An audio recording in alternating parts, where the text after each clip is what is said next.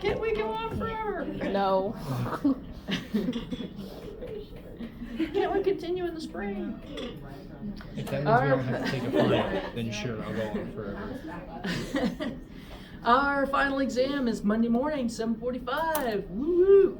We're the first one up. But I guess being done on Wednesday probably is a little bit more fair for us than some of the other classes. They'll get done on Friday and have theirs on Monday. You do have one outstanding homework assignment due tonight by midnight so that I can find some time in my schedule to get them graded so you can look at them before the exam on Monday. You should hopefully have most of that done except for the model that we're going to do today. I did bring the key. Yep. And I brought the calculators, which you are welcome to check out a calculator if you would like to have one to remind yourself how to do logs and all that on them before the exam. And I think that's all that's outstanding in here. One exam and one homework assignment. Everything else should be in Canvas and up to date. All right. Any questions about the exam? Okay. Then at the end of class on Monday, we are talking like more traditional community ecology, and we were discussing vertical and horizontal layering and some of the causes of it. And it was leading nicely into our next topic, which is transition zones. And so a transition zone, commonly called an edge, is where you have two or more different vegetation communities coming together. A lot of times for simplicity, we'll give examples of two, like you go from a field into a forest. That would be in a transition from those two habitat types, but it could be more. You could have more things coming together. It often marks, let me get all up there because I don't do very good with these. I need to take them out. There we go. It often marks a change in the environment. It could be a change in the soil type, a change in topography, but it could also be induced. So there in the middle it says it can either be inherent, which is a feature of the landscape, something that's naturally causing the change.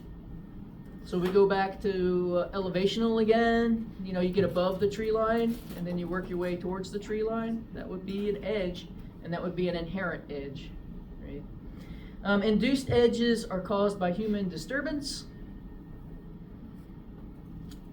And induced edges, it says there, they're often temporary. What that really just means is if we're talking about an agricultural field next to a woodlot, you know, that's going to be an edge. As long as it's an agricultural field, it's not going to change, right? But if it stops being an agricultural field, the natural succession for that area will take over. That's what that's referring to. Whereas with an inherent edge, since it's something physical in the environment that's causing that edge to occur, that's unlikely to be temporary. That's probably something that's more permanent, or at least is going to be changing at more geological timescales than what would happen if we stopped farming a field. Okay. Edges can be, induced edges could either be abrupt or transitional, and you see both around here, but a lot of times it's corn and then field with not very much bush in between, right? Not very much transition. So that's what that's talking about. Now to get a little bit pickier, we can't have something called an ecotone. So this is a specific type of edge.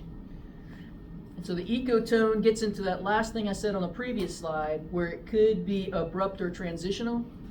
If it's transitional, then it's an ecotone. So this is where two or more communities meet and intergrade.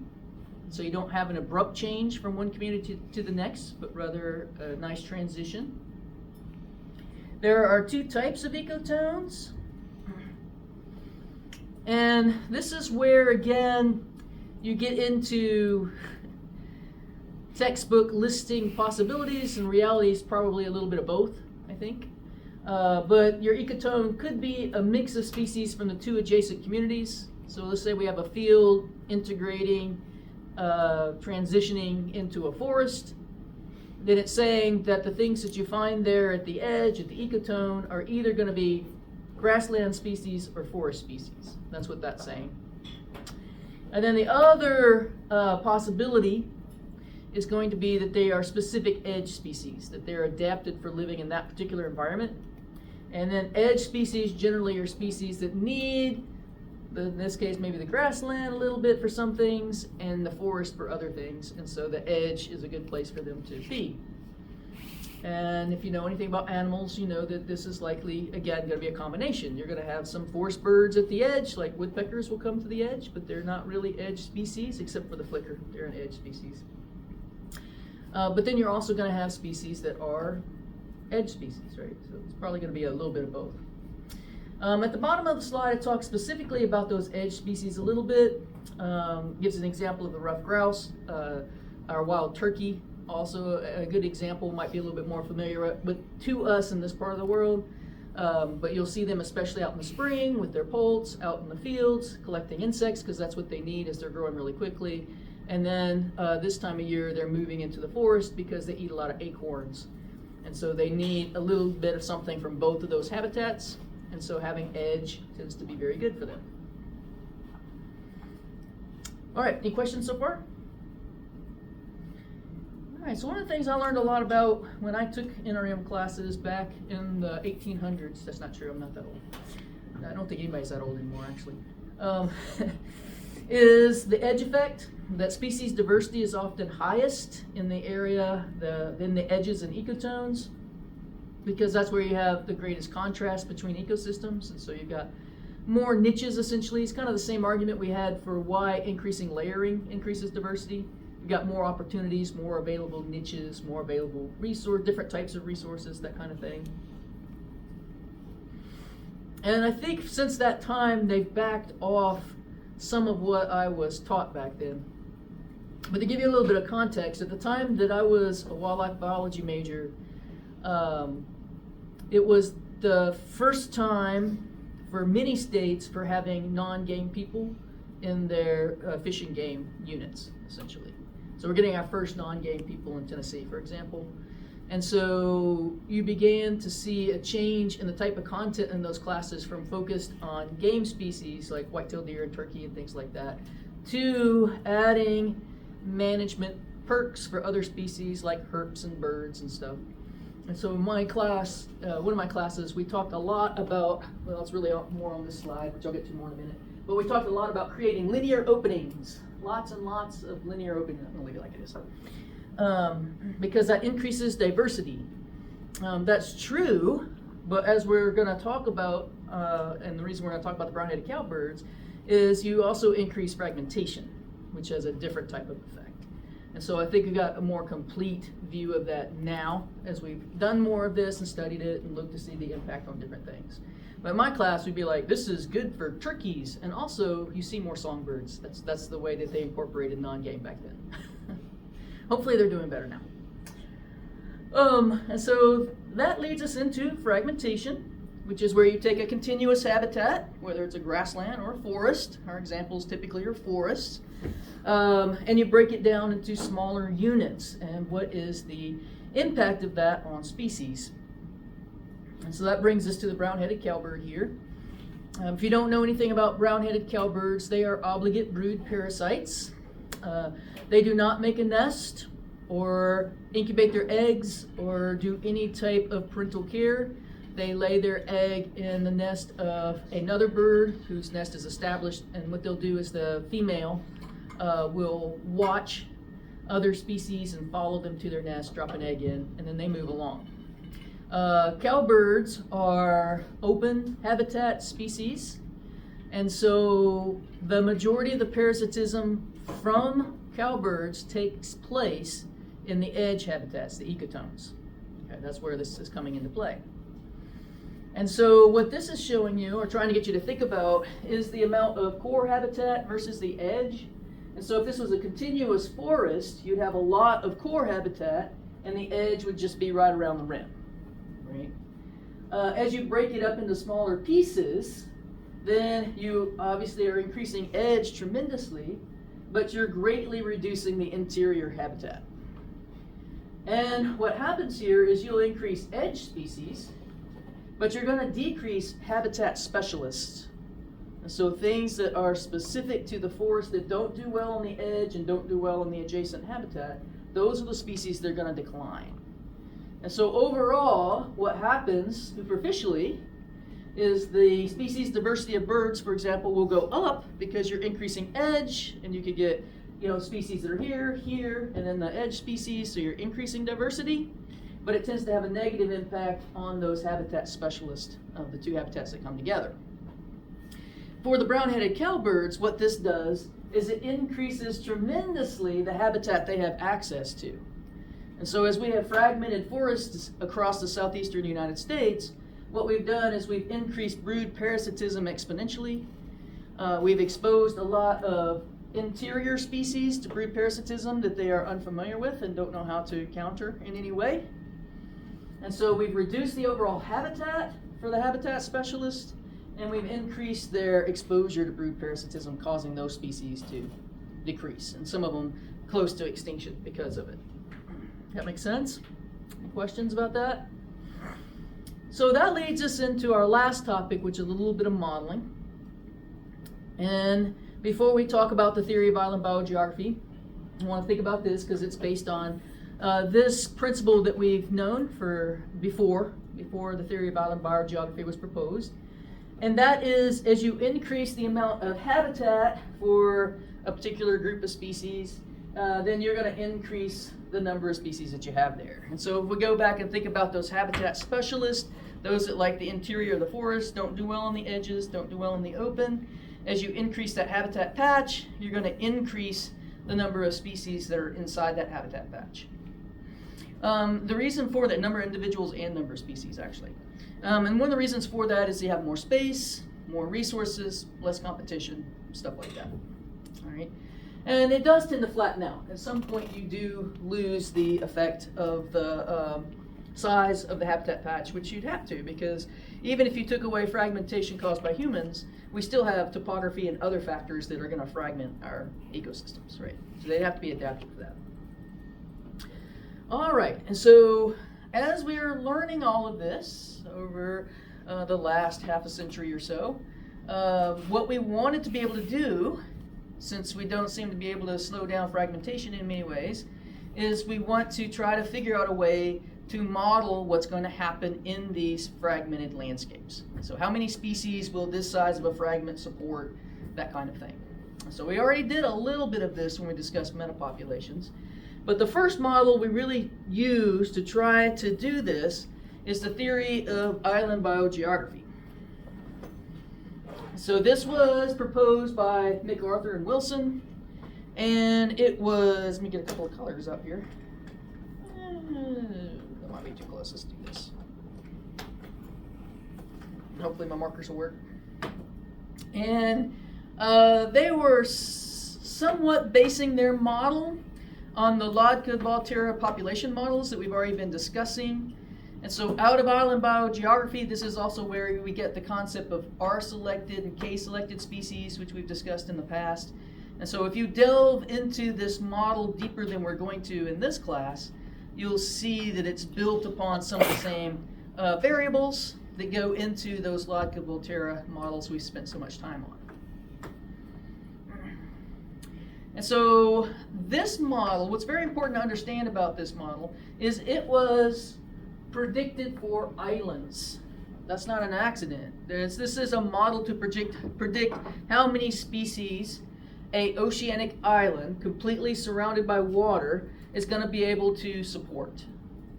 Okay, that's an important understanding for why we've switched away from the theory of island biogeography.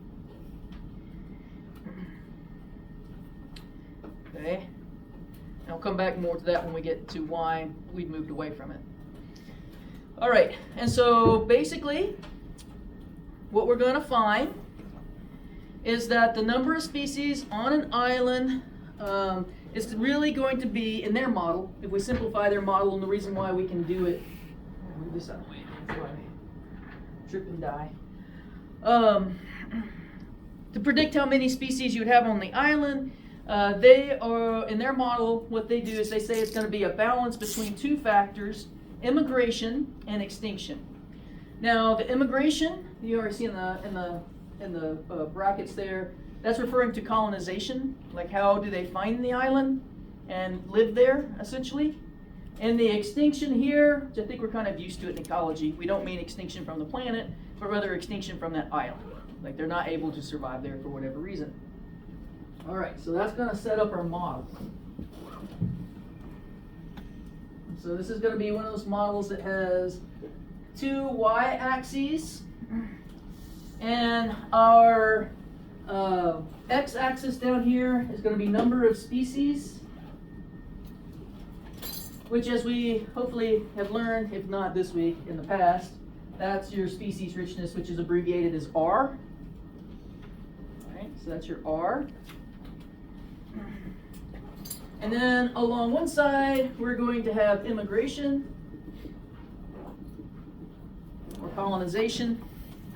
And on the other side, we'll have extinction.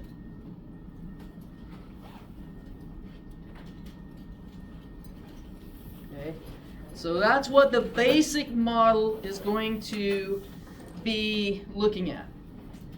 Okay, so let's put immigration in red. All right, immigration or colonization in red. And so as we are thinking about this, down here we have very few species. Over here we have lots and lots of species. And so down on this side of the graph, where we have very few species, is there tons of competition? Probably not, right? We'll get to some other factors in a minute, but probably not. That's probably resources, there's room. And so if you find the island, what are the odds that you're going to be able to colonize or immigrate there? That's pretty good. So it's going to start out high. And then down here where it's crowded, you have lots of species already established, you have more competition, less resources per species. Immigration is going to become lower. Okay? And so for that line, we're going to do this. I don't know why I did that. I need to do this. On the other hand, as we think about extinction, if there's not a lot of competition and there's lots of resources, then your odds of being able to actually live there, establish yourself, are pretty good. But if you fly to an island that's already occupied and it has lots of species there, lots of competition, resources are scarce because everybody's competing over it, then your odds of being able to survive there and colonize there are lower, and so your extinction rate is going to be higher. Again, it means extinction from the island. You're not able to establish yourself there, and so that rate's going to be the opposite, like so. Oops, this is extinction.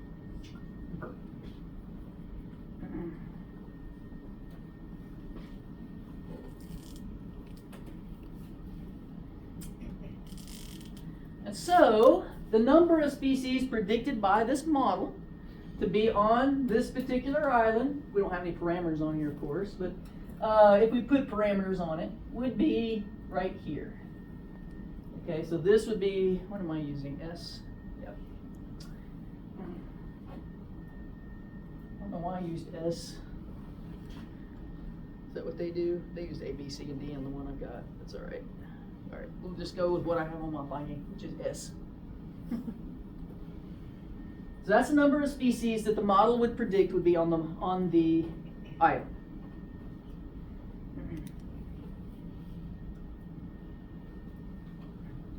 All right. And so if we actually built this model and we had numbers associated with it, put everything into the equations that they built, which they did, and don't forget that this is built on that type of thing, then this model would spit out this number, and then we would go see on the island if that's what happened, right? That's how you check the model. What is S representing? That is the number of species that you would predict would be able to exist on the island.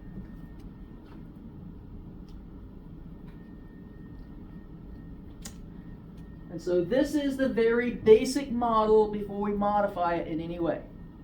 This model is assuming a balance between the immigration rate and the extinction rate to predict the number of species you would have on a particular island. All right. Any questions about that? All right. Well, I don't think it's going to be surprising to find out that not all islands are the same size. Right? Some islands are really big. Some islands are little teeny tiny things where the volcanoes just barely peeked over the ocean, right? So they're really small. And so the amount of resources and space between those are going to be different. It probably isn't hard for you to understand that the barrier islands off the coast of Alabama are very close to shore, whereas the Galapagos Islands, which are 600 miles off the coast of Ecuador, are not very close. And so the ability of different species to find those islands is going to be different, right? And so there are two factors that influence this model. Let's start with size. Let me make sure it's one of those where I can get it right, but in front of the class, you never know what's going to happen. Okay, so size of the island. We can have little bitty teeny tiny islands, and we can have big old large islands. That's going to have a big influence on the amount of resources available and how many species can colonize there. And so if you have a little bitty teeny tiny island and you don't have very many resources, is that going to impact your extinction rate at all? I decided just to be right blunt. It's the extinction rate. The larger the island, the more resources, the lower the extinction rate will be. The smaller the island, the fewer resources, the higher the extinction rate will be, right? And so now what we can add, what color is extinction? We're just gonna add a second line. All right. And as we're looking at this second line up here, it's a higher extinction rate than this bottom line. And so this top line, is that going to be our small island or our large island? Small island. Small island will have a higher extinction rate than the large island. Whoops, large island.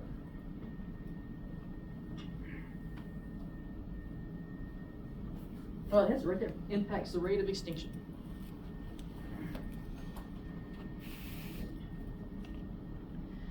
The other factor I mentioned was distance from the mainland, or distance from the source. This is going to impact how easy it is to find the island and your ability to get there. So the Galapagos Islands, for example, don't have amphibians, at least none that got there without human help, because amphibians have a really hard time floating on a raft of vegetation across the ocean for 600 miles. Reptiles, on the other hand, don't have a problem with that. And so you do have reptiles that colonized the islands in the past. Birds, good colonizers. They can find land. They get blown off course by hurricanes, all kinds of things. The first bird I saw the first time I went to the Galapagos Islands, when I got off the boat, great blue heron. But after that, I saw freight birds and boobies and all kinds of really cool stuff. Tropic birds. First time I saw a tropic bird. Okay. And so in other words, how close the island to the mainland is going to affect the colonization, the immigration. And so let's put two lines up there for that. This line represents a higher immigration rate. This line represents a lower immigration rate. And so which one's going to have higher, near or far? Near. Near. Okay, and so the lower line with the lower rate is far.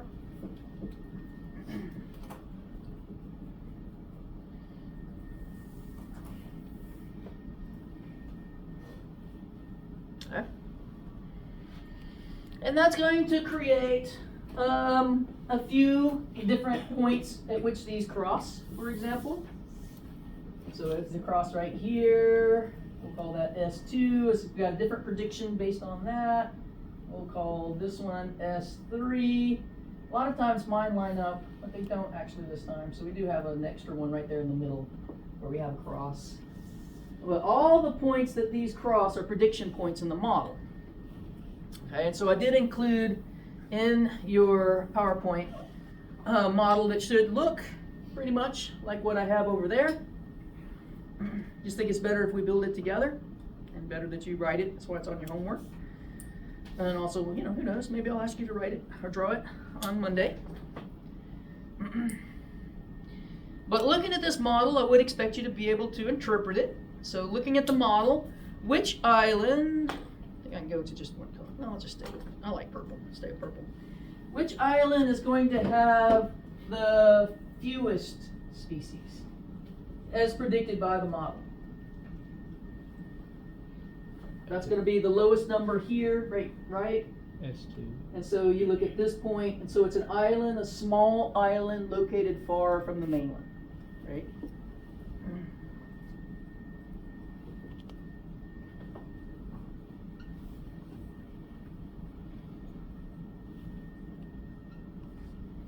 Okay. And then which is going to have the most? I was having trouble with most for a minute. I was going highest, that doesn't sound right. All right, the most species. So the highest number here is S3. We look at where that those two lines are crossing, and so that's going to be a near island that's a large island that's near the main.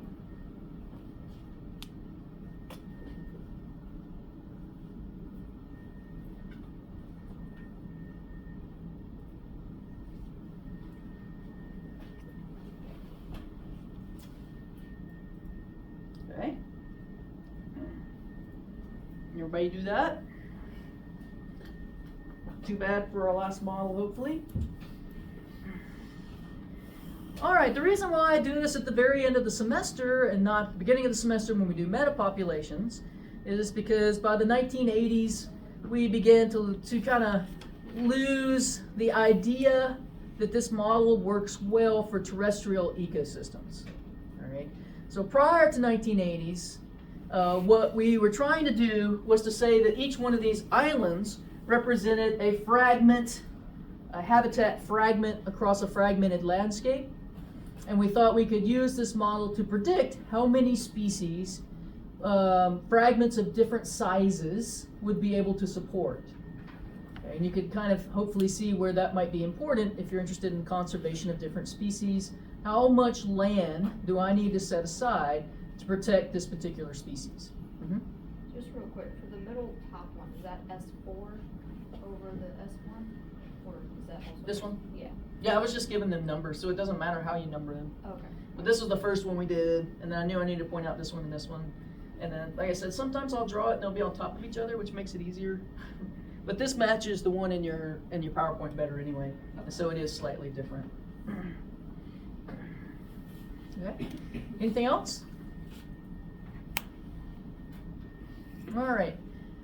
In particular, what we found was for habitat fragments in a terrestrial landscape is that the extinction rate was not near as high as predicted by this model. We found something called the rescue effect, that you tended to have more gene flow between habitat patches than what's predicted by island biogeography. And we think that that's probably, well, I think at this point we kind of know, that one of the big factors here is that terrestrial habitats are not nearly as isolated as oceanic islands. That while particular species may not like to walk through a cornfield, for example, it's still way easier to walk across a cornfield than swim across 600 miles of ocean. Right? That's basically what this is saying. And so you had a higher immigration rate than you would expect in these models, and the extinction rates were not as high because of the rescue effect. You got more individuals moving into habitat patches than what you would expect. That leaves one thing on this slide I haven't really addressed, and that's that first bullet here. And that is, this is purely trying to predict the number of species that the island will support. Or if we try to adapt it to fragmented habitats, how many species we would expect to be able to survive in our habitat fragment. But it doesn't take into account the life history patterns of particular species. And so that's when we move to the alternative view, which is the metapopulation model, which we've already spent quite a bit of time on, but it's good to review right here before the final. And as we talked about, when we first talked about metapopulation models, this was originally built to try to predict movement of pests from one agricultural field to another. And so in this model, the habitat fragments were actually agricultural fields, and what we were trying to predict were outbreaks that would require pesticides or could cause damage to your crops and things like that. That's where it was originally built. And so it was many years before it was recognized by the ecology community as something that could be used to help predict species and habitat patches, not just movement of pests in agricultural fields, partly because it was published in agricultural types of journals, which a lot of ecology types of people don't tend to read. Right? So next slide, I just put in there as kind of a reminder. We talked about the patchy, mainland, non-equilibrium, and classical models. This is a kind of a different way of envisioning them, but I'm moving us towards looking at them in kind of different ways anyway. And you can review your notes on those 4 different types, but I liked it. It's the exact same 4 we talked about in class. But you have patches of occupied habitat, patches of unoccupied habitat. They can have different arrangements. They have different amounts of connectivity. They have each one of those units, each one of those circles represents a deme or a subpopulation, and each one of those demes has its own demography, birth rate, death rate, immigration rate, extinction rate, and so forth. But the other thing to keep in mind here is we're no longer really predicting how many species will be in a patch. What we're predicting is what a particular species is going to do. Right? This is a population level model. So we're doing one species at a time. And I remember doing it, but it could have been a year ago, who knows. But I think I talked about what we do to look at habitat patches in broader senses. And that is we still, I don't want to erase it since technically it's going to be on your homework, I guess. So I don't think it's that bad. So what we tend to do is we will have a species, so let's say species 1, species 2, species 3, and then we're going to have our habitat fragments like so, and we end up with a grid. And I was building this for you on purpose. I did do this, right? Am I not dreaming? Was it a year ago? And you end up with a grid, which is going to help us as we move into our last couple of slides here.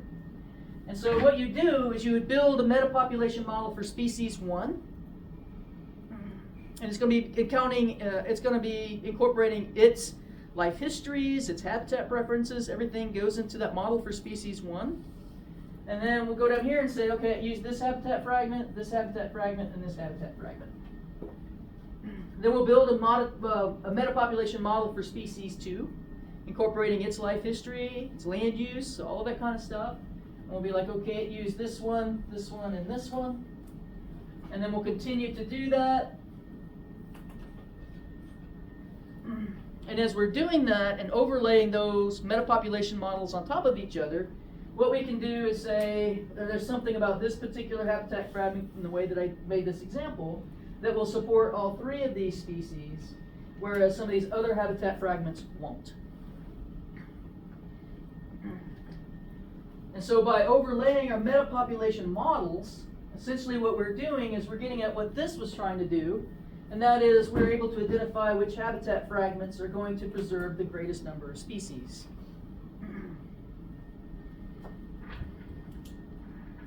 Whew, I'm getting exhausted. It's still only been 35 minutes.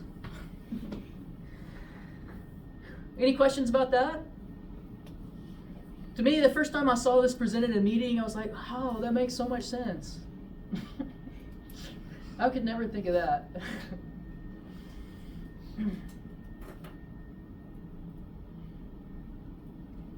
Okay. So now the last few slides I have are basically looking at how to build models in different ways at a very, very basic level. Okay. Hopefully I'll be able to get across kind of what we're talking about. On this particular one, it's trying to get you to move from the modeling, which is the point of this class. That was day 1. I talked about that this is a theoretical ecology class, and then the theoretical ecologists, what they do is they do all the thinking, and then you take those ideas that are proposed by your theoretical ecologist and you send them off to the applied ecologist, and then you figure out what's really happening on the field and you adjust the models and stuff like that. So if you like the Big Bang Theory, that's kind of what you have going on there, right? Sheldon is a theoretical physicist and Leonard is an applied physicist. Okay, y'all should all watch that if you haven't. All right, so that's what this particular slide is really showing you. So A, the first model up here, is showing you a metapopulation model. It's doing it across a landscape. It's showing you have occupied patches and unoccupied patches, and the arrows represent the way that we would predict animals would move in the metapopulation model. In other words, doesn't have any obstructions. There's no change in landscape. It's homogeneous. Right, you have your habitat patches over here, and it's homogeneous around them. And so it's a very simple model when you begin to think about it as you move through these pictures. In the middle, you're adding to the concept of the metapopulation model the ideas that we've already discussed about sources and sinks. Right, that was on exam 2. And that some of these habitat patches are better quality than others, which is why you can end up with something like this, where you have a fragment that's got what several species needs, whereas other fragments may not. Okay? And so this one still looks very similar in the way the animals are moving between patches, but it is beginning to consider that some patches may be better habitat than other patches. And then finally, in the last picture, we get a landscape model, and we can see how the landscape is going to change things like how accessible these patches may be. And so instead of having straight arrows between your patches, you start to have arrows that are following the topography of the land. You've got a water barrier in there, which for this particular species in this model doesn't seem to be a big problem. It seems to be crossing that river back and forth. But they have to go around whatever the green habitat patch is. They apparently don't like that, and so forth. So this is how you build and improve upon those models from the basic model we did in this class to what you would have as you begin to look at it on larger scales. All right? So I thought that was a really nifty way to see that. All right. Any questions about this slide? Which moves us to the idea of occupancy models. Just going to start looking familiar to what I drew on the board here. But the original metapopulation model became called an occupancy model because it was binary. That patch was either occupied or unoccupied, and that's it. It didn't give any other parameters, didn't give habitat quality, didn't give the source or sink or any of those other things. It was just either occupied or unoccupied. And so the graph, or picture, image, I guess, that I have at the bottom of this slide is something that we do pretty common for species.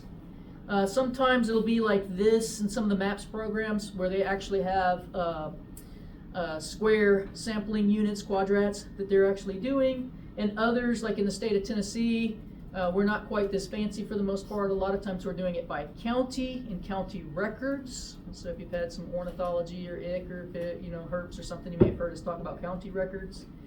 But basically the importance of those county records is to say that this species has been seen in Weakley County, and then that becomes occupied in our Tennessee State Atlas. Okay? So if you pick up the Tennessee State Bird Atlas, it's going to say barred owls were seen in this county, this county, this county, this county, this county. In other words, those are the occupied counties, and then you'll see the counties, which for barred owls is probably 0. But if you pick up the old atlas, there are a few counties that it had not been reported in for various reasons. Even your citizen bird watcher, especially before things like eBird, knew there were barred owls there, appreciated barred owls, but didn't report it to somebody who would put it into the atlas, right? That kind of thing. All right. And so that's what you see here. And so this is, you can see it along the edges more than anything else. And I don't remember where I pulled this one, which study this was, but that's what they're doing. They're looking at, are these occupied or unoccupied? What's the probability, actually, of being occupied? All right, then we can do something like this, which is getting closer to what I was putting together there.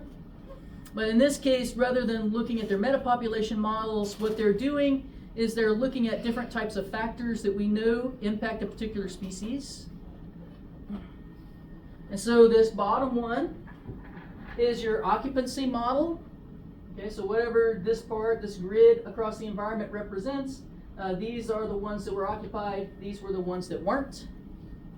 And the next one, it's got an altitude zone, and whether it's suitable, so the pluses represent suitable, so we have information probably from previous studies that say that they should be present at that particular altitude. That's where they're building this from. And then the top one gets you some rainfall suitability. And of course, we can add as many of these factors as we want to, overlay them on top of each other to build a model. And as you look at this model, you'll see that this part matches where they were found. Well, actually just here, matches where they were found. However, there are at least two patches there that, based on these two factors anyway, they should also be present or there's acceptable habitat for them. Which we know from metapopulation model is expected, that you have occupied and unoccupied acceptable habitat patches. Right? All right, does everybody understand what they're doing in this slide? I try to keep it simple. Also because I don't do a lot of this modeling myself. All right, this one, don't worry about the words on this slide, okay? What we're just trying to do here is how to interpret some of the raw data and turn it into a model that a computer can actually read. And so if you're looking at this one, this is basically trying to give you some type of idea about the density, let's just say, of a species for our purposes. And so red spots are where they are very abundant, the lighter spots is where they're not abundant, and then absent in these other spots, that type of thing. And so what the computer can then do is it can put a grid on top of it, and looking at the computer can go through and kind of interpret how much red versus other colors that you have in each one of these squares and turn it into a model that looks like this. And this begins to look more like the simple occupancy model. And so occupied, not occupied, maybe something in between. All of that words on there, lattice modeling and things, if you actually get interested in it, you can come back and explain it to me sometime. When I first pulled this slide, I spent quite a bit of time, and I think I had it, but I've lost it. But I've got the general concept, which is all we need. All right, does everybody kind of understand what it's trying to do? So this is hard to make predictions off of, essentially. This is a way of taking this type of data, which is more like what a data set is going to look like, and turn it into something a computer has easy time dealing with. All right, just a couple more things, we'll be done. And so the original Levin's model we had was considered spatially implicit. Spatially implicit. That is that the habitat patches and local populations were discrete. In the original model, it was even extreme, right? They were all the same size and shape. They all had the same amount of connectivity in the original model. They weren't all occupied, but they had the same chances of being occupied, essentially. So they had the same connectivity. And so you're giving a lot of parameters to the computer that's easy for it to work with. It's easy for mathematical and conceptual types of analyses, but they're not going to match what's happening in reality all that well. It's a good benchmark, it's a good place for starting, or we wouldn't be continuing to use these as a basis for our models, right? So this is where you start, and then you begin to put in other parameters, essentially. Okay, so the original assumptions we had on the Levin's model are examples of what you'd have in a spatially implicit model. And so that leads us to the last two things on this slide, and that is a spatially explicit model, which is where you begin to modify those parameters in the computer. And so instead of, for example, each of the patches being equally connected to one another, you make some of them more difficult to get to and some of them easier to get to. You can begin to adjust the habitat quality. You could do that by setting the extinction rate higher in sinks and lower in sources. And so you're beginning to approach a more realistic type of model in the spatially explicit model. And then, of course, your best model that's going to represent what's happening on the ground is going to be a spatially realistic model in which you go out and you figure out a better representation of the geometry of the land that you're sampling. What's the actual patch sizes look like? What type of obstacles are in between? That type of thing. But this takes time. So you would start out with a rough model, like 11's, and then you'd build into it the parameters that would be appropriate for whatever area it is that you're responsible for.